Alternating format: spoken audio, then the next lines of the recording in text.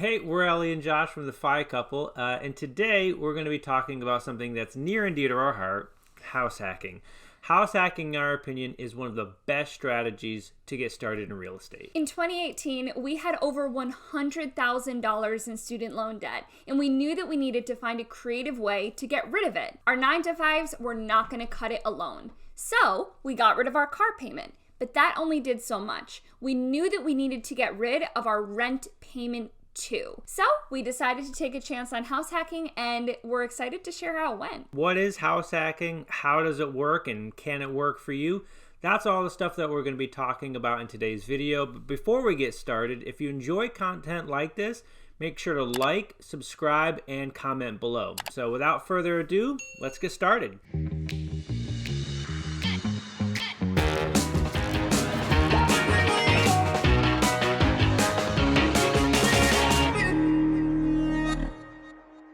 In a recent study, it was revealed that over 50% of the average American budget goes towards housing alone. Now, when you consider this and all other expenses that we have on a daily basis, and couple that with the fact that wages just are not keeping up with the everyday rising cost of life, it can make it pretty overwhelming to consider saving, investing for your future, or paying off debt. When we started our debt freedom journey, we found about 70% of our income was going into three main categories.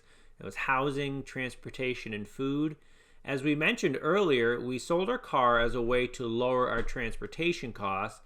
We both took on a bunch of side jobs as a way to increase our income, but we were still spending about $15,000 per year on rent, which made up a really large portion of our take-home income. So with house hacking, you're going to purchase a 1 to 4 unit property. So a single family home, a duplex, a triplex, or a quad.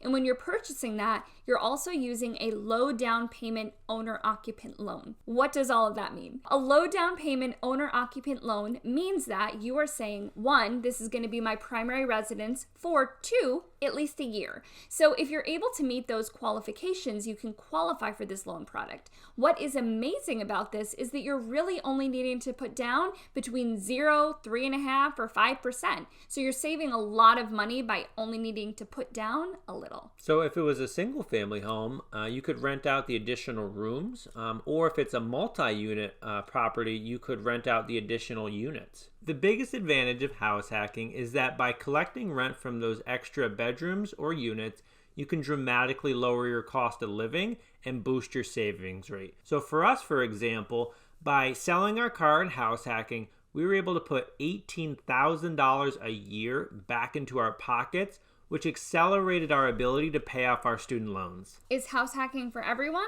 We think it can be. We do want to recognize that everyone's situation is unique and that they may think, I could never house hack. It just wouldn't be realistic for my lifestyle or the phase of life that I'm in. But we believe there are definitely creative ways that you can house hack where you're not sacrificing your quality of life and it still makes sense for you. So let's say there's a family with small children and they don't want to share walls or extra rooms with tenants, but they do want to dramatically lower their cost of living. A house hacking scenario that could really work well for them would be to own a single family home that has an accessory dwelling unit or ADU on the same plot of land. They could rent out that ADU on something like Airbnb and use that rental income as a way to lower their cost of living dramatically while still living in a house that they love. I remember when we first discovered the idea of house hacking, I was really afraid that it was going to radically lower our quality of life. And it did quite the opposite, actually. We found an amazing duplex in a really nice neighborhood.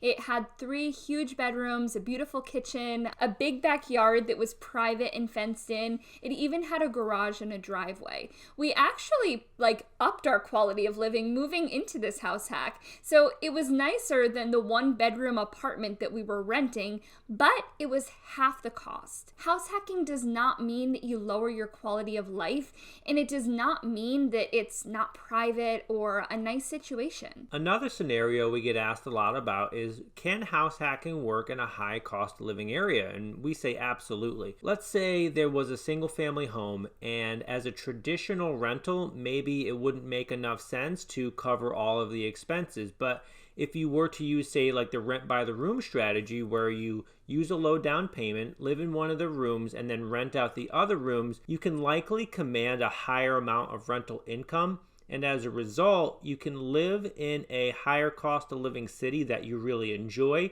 but while doing it for much cheaper. I think it's really important to also consider the fact that house hacking wins look different for everyone depending on where you are in the market that you're buying in. When we were first looking for our house hack, Josh had the mentality of like, if we're not living for free, it's a loss. It's not good. But the reality was that it was good, even if we weren't living for free. So for that first house hack, we reduced our cost of living by 50%, which was incredible. We work with people that are house hacking in high cost of living areas. They're not reducing their cost of living by anything.